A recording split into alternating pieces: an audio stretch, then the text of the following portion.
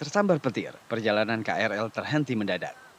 Video amatir rekam detik saat aliran listrik tersambar petir. Peristiwa terjadi di stasiun Jurangmangu, Tangerang Selatan.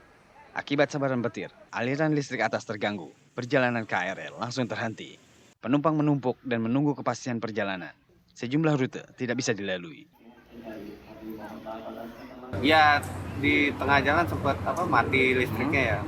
Terus pas nyampe stasiun Jurangmangunya kita disuruh keluar.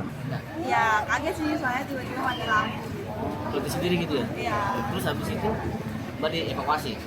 Disuruh keluar dari gerbongnya. Oh.